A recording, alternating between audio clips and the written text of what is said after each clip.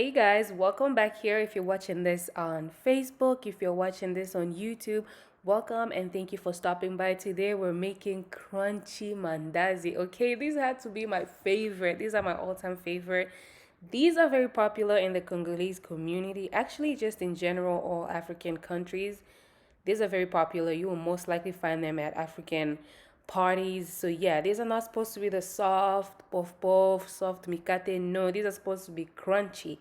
Okay, so let's get into it. So for our ingredients, we're going to need a cup of sugar, 2.5 cups of milk, 4 teaspoons of vanilla extract, 1.5 teaspoon of ground cinnamon, half teaspoon of salt, 1.5 teaspoon of baking powder, and 3 large eggs. All the ingredients are on the screen, so feel free to take a screenshot and do this with me.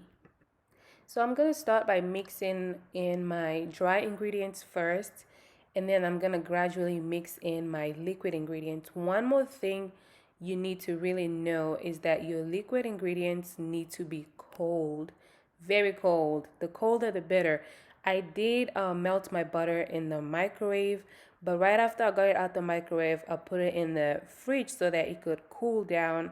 So yeah, right now it's about room temperature to cold, but mostly on the cold side.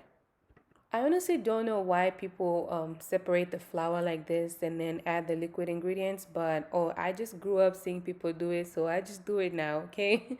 Anyways, as you add in your liquid ingredients, you want to add in your milk like gradually. You don't want to just pour everything in at the same time because that messes up with your consistency.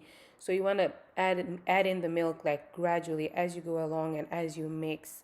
And then one thing I like about this mix is after you're done mixing everything in, you don't have to let it sit for a while or like let it rise or anything. You can go ahead and start frying them like what when you're done.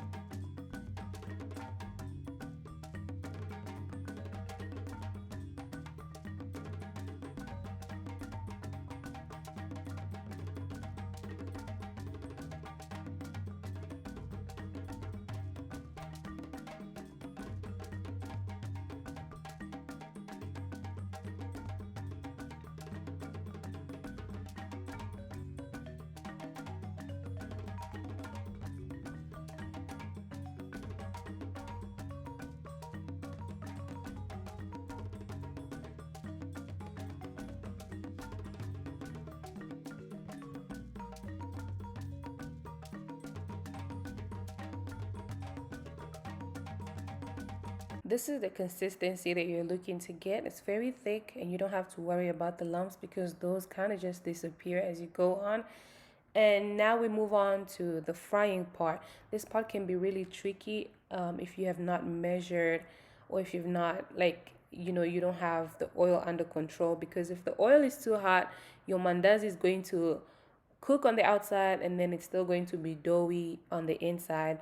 And then if your oil is not hot enough, your mandazi is going to absorb all the oil. So you just want to eyeball and see how hot the oil is, and you just have to look at how the mandazi is rising up. I usually go with the rule of, like, if it rises up too quick, then I know the oil is too hot, and if it stays at the bottom for too long, then I know the oil is not hot enough. So if you've never had crunchy mandazi, crunchy mabenye before, you're probably wondering what you would possibly have these with.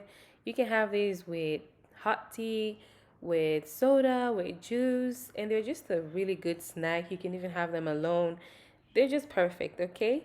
But you guys see how golden those are looking? They're looking just so crunchy, man. They just remind me of my mom. My mom used to call these, I mean, she still does. She calls these mabenya kucheka.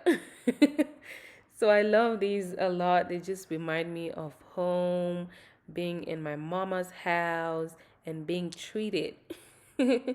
Okay, so this is how they look. They were so good. They came out so good.